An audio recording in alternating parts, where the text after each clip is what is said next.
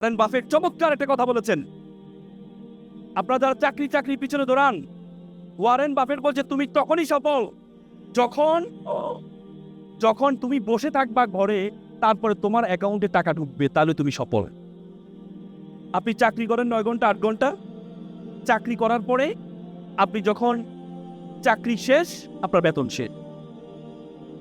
চাকরি শেষ, আপনার বেতন শেষ। তার মানে আপনার সফল তখনই হবেন আপনি ঘরে বসে থাকবেন। দেখেন আমাদের একটা মানুষ, ধরেন আপনি 30,000 টাকা বেতনে চাকরি করেন, 30,000 টাকা, 10 ঘন্টা কাজ করেন প্রতিদিন। যদি 10 ঘন্টা কাজ করেন তাহলে প্রতি ঘন্টার বেতন কত দাঁড়ায় বলেন তো? 100 টাকা। যদি 60,000 টাকা বেতন তাহলে প্রতি ঘন্টার 200 টাকা। 200 টাকা, তার মানে আপনি 60,000 টাকা বেতন হলে আপনার প্রতি ঘন্টার হয় মাত্র 200 টাকা আপনার স্যালারি। আপনার হাতে কয় ঘন্টা আছে? 24 ঘন্টা। 24 ঘন্টাতে বেশি আছে। আপনার যেমন 24 ঘন্টা, ওয়ারেন বাফেটের 24 ঘন্টা, স্টিভ জবসের 24 ঘন্টা, মার্ক জুকারবার্গের 24 ঘন্টা। এই জন্য আপনাকে অন্যের 24 ঘন্টা আপনার অধীনে নিয়ে আসতে হবে। সেটা কেমন? অন্যের 24 ঘন্টা আপনার অধীনে আপনাকে নিয়ে আসতে। তার মানে কি? আপনার অধীনে 10 জন কাজ করবে, এই 10 জনের 24 ঘন্টা, 10 জনের 10 ঘন্টা করে করে আপনার অধীনে নিয়ে আসতে হবে, তাহলে আপনি সেরা হইতে পারেন। আর আপনি যদি বলেন আপনার যে ঘন্টা আছে সেটাই করে আপনি বড় হবেন, আপনি বড় হইতে পারবেন না। আপনি বড় হইতে পারবেন। এই জন্য অন্যের ঘন্টাকে আপনার ঘন্টার সাথে যদি যুক্ত করতে পারেন, তাহলে আপনি সফল হবেন। এই জন্য ব্যবসায়ী হওয়ার জন্য আমি কয়েকটা গুণের কথা বলবো আপনাদের। ব্যবসা শব্দের মধ্যে যে গুণগুলো আছে, প্রথম হচ্ছে, দেখেন ব্যবসা, এখানে যারা আছেন অনেকে চিন্তা করেন পৃথিবীতে যত পেশা আছে, একমাত্র পেশা, যে পেশার কথা আল্লাহ কোরআনে বলেছেন, আল্লাহ বলছে আহাল্লাল বাইয়া ওয়া হাররামার রিবা, আমি তোমার জন্য ব্যবসাকে হালাল করেছি। পৃথিবীতে কোনো পেশার কথা কোরআনে উল্লেখ নেই, শুধু ব্যবসার কথা বলা আছে। আশারে মুবাশশারা, যারা জান্নাতে সুসংবাদ পেয়েছেন যে 10 জন, তার মধ্যে 9 জনই ব্যবসায়ী ছিলেন। আল্লাহ রাসূল নিজে ব্যবসায়ী ছিলেন, তার ওয়াইফ ব্যবসায়ী ছিলেন, তার 4 খলিফা ব্যবসায়ী ছিলেন। তার মানে আপনি ব্যবসায়ী হওয়ার জন্য এত হীনমন্যতা ভোগেন কেন? হীনমন্যতা ভোগেন কেন?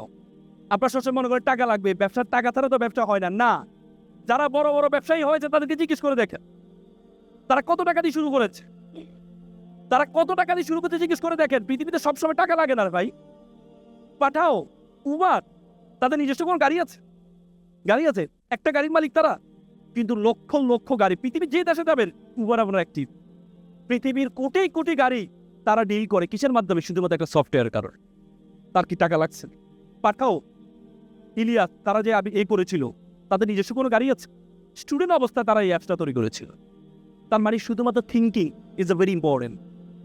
আমি কিছু আগে সিঙ্গাপুর গিয়েছি। সিঙ্গাপুর যখন মালয়েশিয়া থেকে তাদেরকে বের করে দেওয়া হয়, বলা হয় যে সিঙ্গাপুরে একটা ফিশিং ভিলেজ বলা হতো। ফিশিং ভিলেজ মানে সেটাতে মাছ ধরার একটা গ্রাম। মালয়েশিয়া তাদেরকে বের করে দিয়েছে, সেখানে নিজস্ব কোনো কিছু নেই। সিঙ্গাপুরের বলা যায়, সিঙ্গাপুরের এ থেকে যখন বিমান উঠে, বিমান উপরে উঠতে উঠতে তাদের সীমানা শেষ হয়ে যায়। সে সিঙ্গাপুর এখন পৃথিবীর একটা বিজনেস হাবে পরিণত হয়েছে। পৃথিবীর যত বড় বড় জাহাজ আছে, সব জাহাজ, যত বড় বড় বিমান আছে, সব বিমান ট্রানজিট করে সিঙ্গাপুর থেকে। যে পানিটা পর্যন্ত তারা কিনে নেয়, সে পানিটা তারা বিক্রি করে। নিজস্ব কিছু নেই। সবসময় নিজস্ব টাকা লাগবে না, ব্যবসা করার জন্য সবসময় নিজস্ব টাকা লাগবে না। কিন্তু আমাদের চিন্তাটা ছোট। ব্রিটিশরা যখন আমাদের উপমহাদেশে আসছিল, তখন আমরা 7th richest country all of the world, আমরা পৃথিবীর 7ম ধনী দেশ ছিলাম। আপনাদের জানেন ঢাকা শহরে মানুষ আসে কেন? ঢাকা শহরে সুযোগ সুবিধা বেশি, এই জন্য আসে। টাকা আছে এই জন্য আসে। ব্রিটিশরা এখানে কেন আসছে? কারণ এখানে টাকা আছে। এখানে টাকা আছে। ব্রিটিশরা যাওয়ার সময় আমাদের মাথার মধ্যে ঢুকিয়ে দিয়েছে যে ছেঁড়া কাতায় শুয়ে লাখ টাকার স্বপ্ন দেখিউন। ব্রিটিশরা আমাদের শিক্ষা ব্যবস্থার মধ্যে ঢুকিয়ে দিয়েছে, তোমরা অ্যাপ্লিকেশন করো কেরানি পদে চাকরির জন্য আবেদন। কেন? সিইও পদে চাকরির জন্য আবেদন শিখাইতে পারেন না আমাদেরকে? এমডি পদে চাকরির জন্য আবেদন শিখাইতে পারেন না আমাদেরকে? কেন আমাদের শিখতে হবে কেরানি পদে চাকরির জন্য আবেদন? আমাদের শিক্ষা ব্যবস্থার মধ্যে এমন কিছু ঢুকিয়ে দিয়েছে, তুমি লাখপতি, তোমাকে আবেদন করতে হয় আমার বাবা কৃষক, আমার চলতে পারি না, সুতরাং আমাকে কি বৃত্তি দেওয়া হোক। মিথ্যা থেকে শুরু করেছে তোমাকে শিক্ষা। ছোটবেলা হাতি মাটির ডিম, তারা মাটির পানির ডিম, এমন করে প্রাণী আছে? না, তোমাদেরকে শেখানো হয়েছে, আমাদের মধ্যে শেখানো হয়েছে। ডিভাইড অ্যান্ড রুল ব্রিটিশদের। তারা বলে যে তোমরা সবসময় একজন ভিতরে লেগে থাকবি, তোরা আর অন্যদিকে তাকারও তোদের চিন্তা করতে হবে না, নিজের পিছিয়ে লেগে থাক।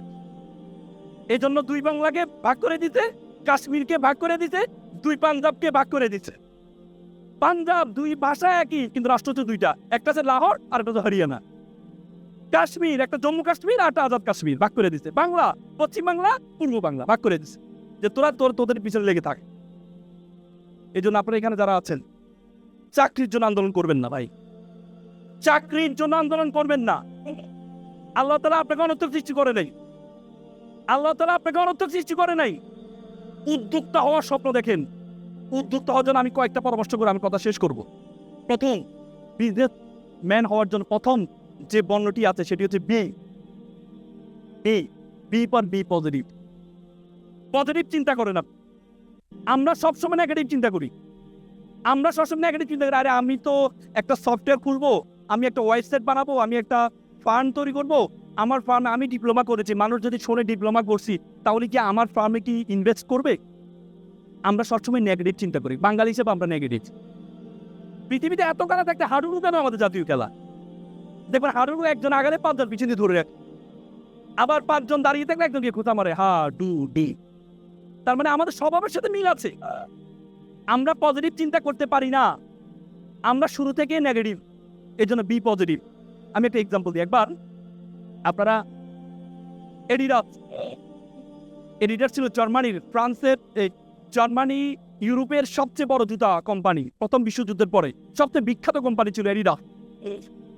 এডিডাসের মার্কেটিং অফিসারকে পাঠানো হইলো, যাও তো ইউরোপ তো ভালো করছো, এবার যাও আফ্রিকা যাও, আফ্রিকা গিয়ে দেখো তো জুতার ব্যবসা করতে পারো কিনা। সে গিয়ে দেখে যে আফ্রিকার মানুষ জুতোই পরে না। সে যে জুতা পরে না, আমি এখানে জুতার ব্যবসা কি করবো? সে চলে আসছে, এসে সিইওকে বললো, কি পাঠাইছে না, ওরা তো জুতোই পরে না, কি ব্যবসা করবো? পরবর্তীতে দ্বিতীয় বিশ্বযুদ্ধের পরে নাইক, আমেরিকার একটা জুতা কোম্পানি, তারা তাদের মার্কেটিং অফিসারকে পাঠালো, নতুন শুরু করেছে, মার্কেটিং অফিসারকে পাঠালো আফ্রিকায়। মার্কেটিং অফিসার গিয়ে দেখে যে আফ্রিকার মানুষ জুতা পরে না। সে চিন্তা করলো, আমি যদি এখানে থেকে যদি তাদেরকে জুতা পরানোর ফজিলত সম্বন্ধে তাদেরকে যদি বর্ণনা করতে পারি, তাহলে আমি মনে হয় সবচেয়ে বেশি বিক্রি করতে পারবো এখানে। পরবর্তী সে 3 মাস ছিল, থেকে আফ্রিকার মানুষকে জুতার অবস্থা শিখিয়েছে, জুতা কেন করতে হয়। শিখানোর পর দেখা গেছে সারা বিশ্বে যা ব্যবসা করে নেই তার চেয়ে বেশি ব্যবসা করেছে আফ্রিকায়। তার মানে you have to be positive. আপনাকে পজিটিভিটি থাকতে হবে। আপনি যদি নেগেটিভ অ্যাপ্রোচ নিয়ে থাকেন তাহলে আপনি বড় হতে পারেন। নেগেটিভ অ্যাপ্রোচ নিয়ে থাকলে বড় হতে পারে, এটা পজিটিভ চিন্তা। আপনি যদি চিন্তা করেন, আরে আমার ইনস্টিটিউটের পাশে ধরেন আপনি ডুয়েটে পড়েন, আপনি যদি চিন্তা করেন ডুয়েটে পড়ি, ডুয়েটের এখানে যদি আমি আইটি ফার্ম তৈরি করি, তাহলে এখানে তো সবাই ইঞ্জিনিয়ার, কে আমারটা নিবে? আপনাকে চিন্তা করতে পজিটিভ। দ্বিতীয় যে গুণটি সেটি হচ্ছে ইউ মানে understand the pulse of the people. জনগণের পালস বুঝতে হবে আপনাকে। আপনি যে উদ্যোগটা গ্রহণ করবেন, প্রথমে আপনাকে বুঝতে হবে যারা আছে তাদের পালস বুঝতে হবে, যে আমি যে পণ্যটা নিব, এই পণ্যটা আমি কোথায় নিব। আপনি আইটি ফার্ম করবেন, আপনি যদি রোডের পাশে আইটি ফার্ম করেন, তাহলে সেখানে তো সব ইঞ্জিনিয়ার, তার কাজ হবে না। আপনাকে এমন জায়গায় আইটি ফার্মটা করতে হবে যেখানে ইঞ্জিনিয়ার কম, যেখানে মানুষ নতুন প্রযুক্তি দিকে এগিয়ে যাচ্ছে। এই জন্য আপনি যে কাজটা করবেন আপনাকে বুঝতে হবে সব জায়গায় সবকিছুর গুরুত্ব সমান নয়।